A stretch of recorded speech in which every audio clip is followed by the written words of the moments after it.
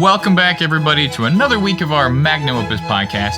Happy February. I hope you all survived the snowstorm of the year so far over the weekend. I was shoveling out our newspapers for like 3 days. But today, I want to welcome a very special guest to our show. One of a face that we all recognize and someone that I think we all look up to, too. Please help me welcome Mara Gallagher to our show. Thanks again, Mara, for coming on by. Well, it's good to be here. And I'm really, really happy you're here because as camp director, I'm able to ask you, or music director, I'm able to ask you a couple deeper questions about the camp that we're really, really excited to look at. So let's do a little bit of a warm up. Tell everybody how/when did you become involved in OPUS? Well, I became involved with OPUS when I decided to sign my daughter up for camp. I think she was in 5th or 6th grade at that point. And it so happened that that week of the summer was totally free and she was interested in going. So I sent her then and she had fun. And it's funny because, you know, as a musician, I expected she would come home raving about all of the music stuff. And in fact, she came home raving about the flip-flops she made. But nevertheless, she learned the music and she had a fun time with her group and it was just a great performance. And then, life happens and the summers got claimed with other activities. And then there was a summer when she was in high school and we had a week free again and it was a week OPUS, for OPUS. And so I signed her up again. And of course, she had been practicing, so she was a much different level. And she had another great experience. She got to do, be in a really unusual chamber group. It was classical guitar, clarinet, and cello, and then violin. Oh and God. They played this really cool operatic piece by Bottesini. I had never heard of it, but it was just beautiful. And she also took part in one of the arts connections at the camp, and that was dancing to music. And it's actually, I loved her performance. It was great. But the performance she also performed the dance with another camper and a teacher. And that was the most amazing part to me because it brought out a different part of her personality. And for her to stand in front of a group of all of her peers and dance away to music, like that just wasn't her, but it became her during the week. So I was so thrilled about that. And then of course I raved to the camp director, Dr. Linda Yu, about it because I just felt, it was just a great thing to see as a parent. So anyway, then a year or two went by and, I did my own thing and then our summers got claimed with other things. And, and Linda said to me, hey, would you want to come teach at the camp and be the librarian? We have an opening. And I thought, okay, let me check my calendar. And I had the week free and then librarian is some extra time. I had little bit of time also. So I actually taught part-time for that first year. And then the next year it came up that the music director job was open. And anyway, so that's the year that I became the music director. And then I've just been the director ever since. And it's a blast. Oh my gosh. That is awesome. That first ensemble you described of classical guitar, clarinet, violin, and cello, I believe, that kind of just describes OPUS in a nutshell. And even if we've unfortunately had to move away from in-person this past year and maybe the next upcoming years, can you tell us a little bit about how OPUS continues to offer the best chamber music camp experience while being virtual? Yes, the way OPUS offers a great program while being virtual is doing what OPUS has always done.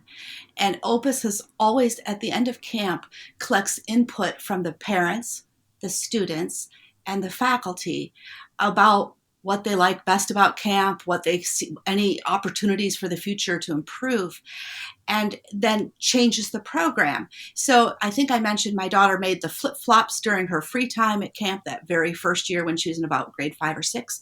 Well, we don't do flip-flops anymore. I haven't seen any supplies in the office. So that disappeared a long time ago. But it evolves to what a new activity that students might be interested in, or a new activity that is available because of technology. So when we were designing the virtual camp, we have this arts connection class that is a part of the in-person camp as well, and it just takes music and connects it to something else. So in the past, it's been, say, it could be music connected to painting or to poetry or to videography, but some things that were available this past year, because the students were at home and they had all their full range of technology available to them, we came up with 2 new classes. And the first is music creation, where they create music on their laptop or other electronic device, using a program that they have or that we can suggest. And then by the end of the week, they all had these really unusual and interesting pieces. And it's not like there were lots of wild and crazy songs, like, sounds going zing or, just crazy stuff. It wasn't that at all. It was some really melodic stuff. And so I'm going to say it was kind of more similar to like something you would hear from John Williams. But again, not exactly John Williams either.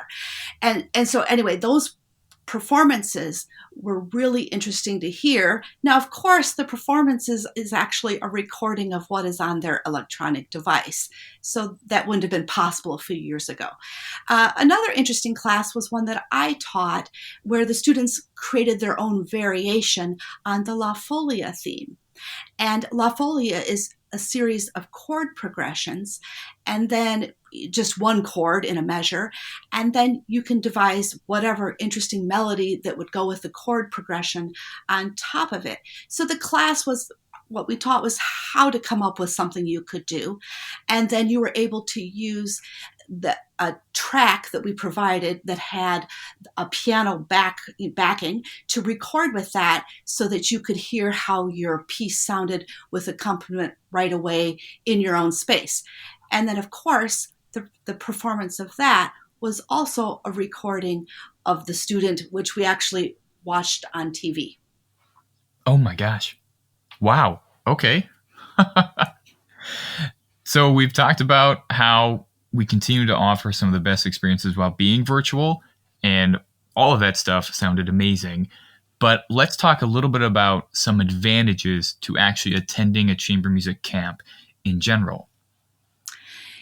Yes. So most people think of the musical advantages only, and I like to think of the non-musical advantages. So one non-musical advantage, although it's advantage to music as well, is the attention to detail. When you're sitting in a group, you have to remember when it's time to play. So if you're the soloist, the piano just follows you, or maybe you're just playing a solo by yourself. So you can decide when you want to start. But in a chamber music group, possibly you're not the first person to start the piece. Maybe you have to wait a few seconds. So you really have to concentrate and make notes in your music, what has to happen and what you have to listen to before you start. And that's just one of the many details. So the rehearsals are just spent, ironing out those details, practicing them with each other.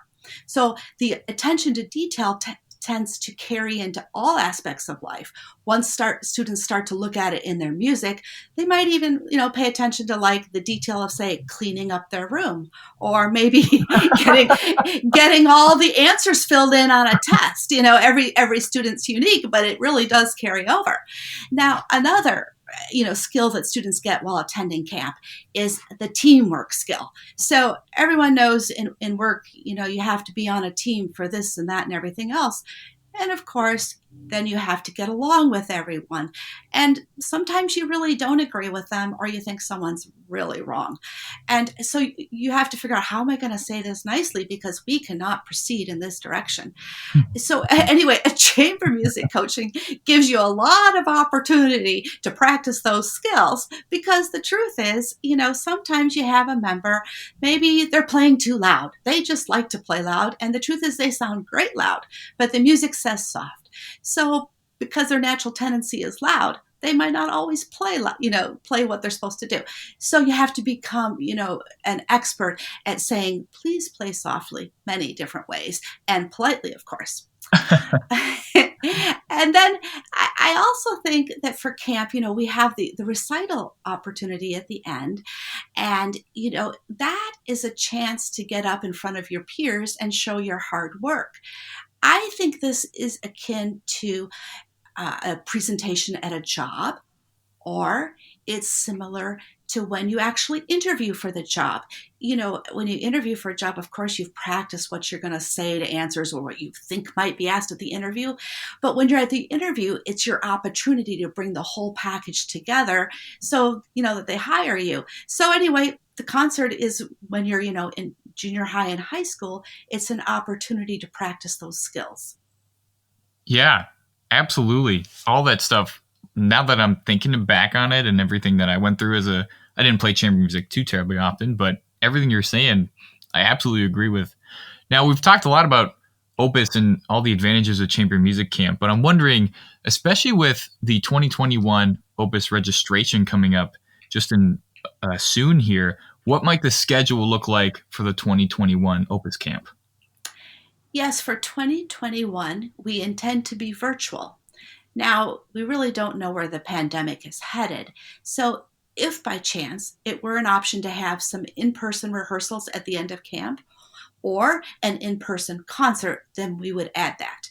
But currently the plan is that we will be online, and so students that sign up would expect to 9:30 to log in and attend a session of announcements, some stretching, some fun, and then they would head to their coaching at 10 o'clock. Now, there would be a coaching at 10 and a coaching at 11, and we always do give a break, of course, about 10 minutes between each activity so that students can take care of anything that needs to be done at home. Then at noon, there's a lunch break.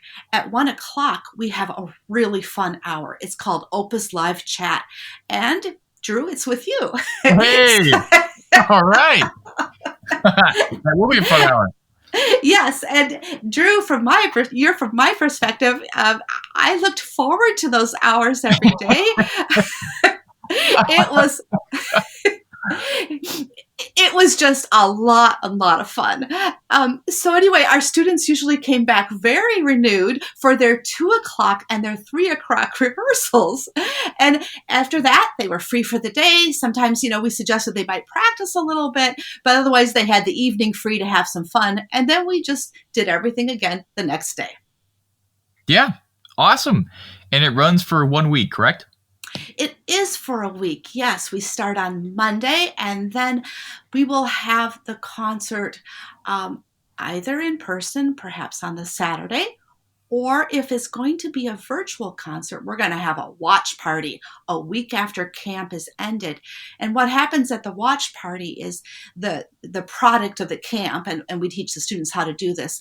They submit recordings of what they've been working on, and then we combine them, and then we end up with the performances. But the tech takes a little bit to get all done. So that is the plan for the week. Now, that said, I have to mention is that we send the music out, 3-4 weeks before camp starts, and we ask the students to start learning it. And then we also have some playing checkups with a faculty member. And what we do with the playing checkups is we just help identify early on whether the student needs like a little extra coaching on the fingering or the rhythm or any questions they might have. And I will speak from experience that those watch parties they really are parties. They're just a blast to go to. And it's just a lot of fun to see what all the campers do in that week. So we heard all about Opus and these advantages and all these wonderful programs that they're putting on. Let's take a step back. And Mara, I actually want to kind of ask you a little bit about music and your specific thing. We always like to end these podcasts with a practice tip or a practice technique. And you could probably write a book about your specific practice tips and techniques. So what is one thing, first thing that comes to mind, or one excellent help, especially now, maybe that everything is virtual, what's something that you would offer as a suggestion for a practice idea? Well, my favorite current practice suggestion, besides all the ordinary things like do what your teacher said, use the metronome, all that stuff, is to record something. And being that Valentine's Day is just around the corner, it could be your Valentine for family that's out of town. So all you need to do is, there's so many devices that record these days, is I think a student just practice some of whatever they've been playing. And then I think they should, turn the recording on and, say, hey, Grandma, I want you to hear what I've been doing. And then just play your piece for them. And then, turn the mic off and then send it. But by doing the recording, you'll find many details that maybe, you want to fix. Like you heard that maybe, the rhythm in measure 23 does need some adjusting. And so, maybe your first recording is not your last recording. And so anyway, it's a great way for students to self-evaluate, what they are playing. And then, of course, it makes the grandma very happy.